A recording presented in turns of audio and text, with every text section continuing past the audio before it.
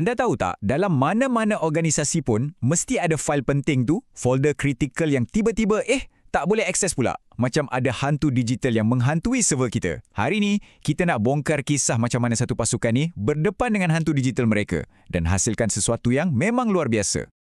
Okey, jom kita mulakan. Bahagian pertama kita, pemacu hantu digital. Bunyinya macam tajuk filem seram kan? Tapi untuk Institut Aminuddin Baki, benda ni bukan rekaan. Ia masalah yang sangat nyata. Inilah dia punca ceritanya. Cuba bayangkan. Semua dokumen audit penting, rekod-rekod lama, semuanya tersimpan elok dalam Google Drive.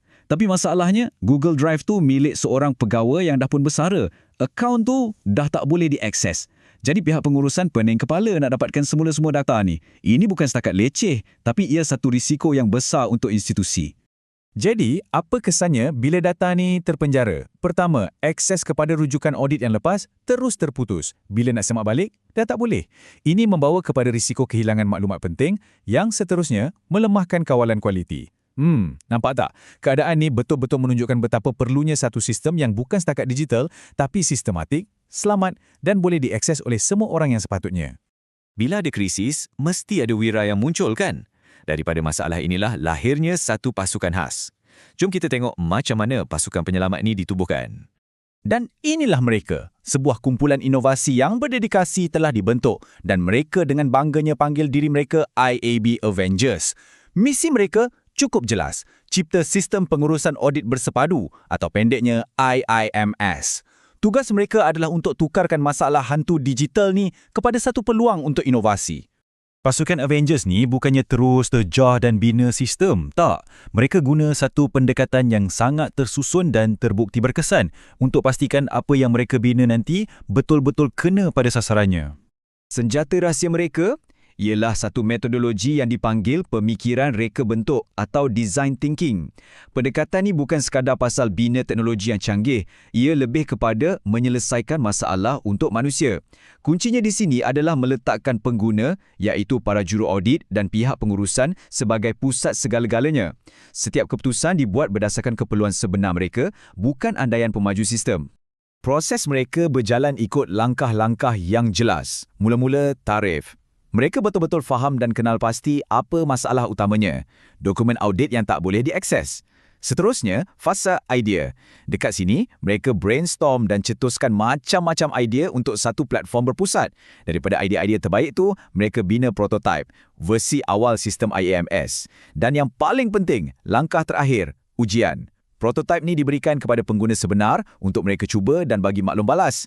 Kitaran inilah yang pastikan produk akhir nanti betul-betul berguna. Okey, prototype dah siap, perancangan nampak kukuh. Tapi, adakah ia benar-benar membantu orang yang akan gunakannya setiap hari? Inilah masanya untuk ujian yang sebenar. Jadi, inilah persoalan paling besar kan? Teori dan perancangan atas kertas memang nampak hebat. Tapi adakah IAMS ni betul-betul selesaikan masalah harian juru audit dan pengurusan di IAB? Jom kita tengok apa kata data. Dan keputusannya, wow, sangat menakjubkan. Data pertama, 100%. 100% pengguna puji susun atur maklumat dalam sistem tu logik. Dalam dunia audit yang penuh dengan data, ini sangat-sangat penting. Maksudnya, mereka boleh cari apa yang mereka nak dengan cepat, tanpa pening kepada. Satu kemenangan besar untuk reka bentuk yang fokus pada pengguna. Dan kejayaan tu tak berhenti di situ. Kita ada markah penuh yang kedua, 100% lagi. Kali ni, pengguna bersetuju yang kandungan dalam IAMS ni mudah difahami. Pasukan Avengers ni berjaya ambil data audit yang rumit dan padat dan persembahkannya dalam cara yang jelas dan mudah. Memang terbaik. Dan untuk melengkapkan hat-trick ni, yang ketiga, 100% maklum balas positif untuk keboleh aksesan melalui telefon pintar. Ini membuktikan IAMS bukan sekadar sistem biasa, tapi satu alat moden yang fleksibel untuk juru audit yang sentiasa bergerak. 3 kali 100%. Ini pengesahan mutlak yang pendekatan berpusatkan pengguna mereka memang menjadi. Dengan maklum balas yang begitu positif, IAMS bukan lagi sekadar penyelesaian kepada satu masalah. Ia dah jadi pemangkin untuk cara kerja yang lebih baik, lebih pintar dan lebih mesra alam. Apa yang menarik ialah bagaimana EIAMS ni menguntungkan semua pihak. Bagi pihak pengurusan, ia umpama dashboard strategik. Mereka dapat akses mudah kepada data yang meningkatkan ketelusan dan accountability.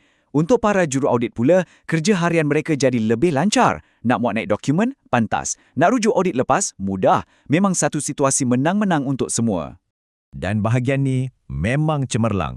Projek ni bukan hanya pasal kecekapan dalaman, tahu tak? Dengan mendigitalkan semua dokumen audit, IAMS secara tak langsung membantu kurangkan penggunaan kertas. Ini sangat selari dengan prinsip kelestarian alam sekitar dan menyokong Matlamat Pembangunan Mampan ataupun SDG. Inovasi yang ada kesedaran. Dan inilah dia hasilnya daripada fail yang terperangkap dalam pemacu hantu. IAB kini ada satu hub berpusat yang teratur dan sangat efektif untuk semua proses audit mereka. Ia memastikan kualiti dan pematuhan standard sentiasa terjaga.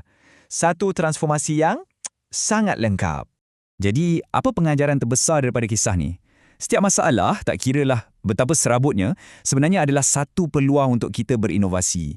Kisah IAMS ni tunjukkan yang dengan pasukan yang betul, proses yang mementingkan pengguna dan matlamat yang jelas, hantu digital pun boleh kita tukarkan jadi alat yang hebat. Ini buat kita terfikir kan, dalam organisasi atau hidup kita sendiri, agaknya apa pemacu hantu yang sedang menanti untuk diselesaikan?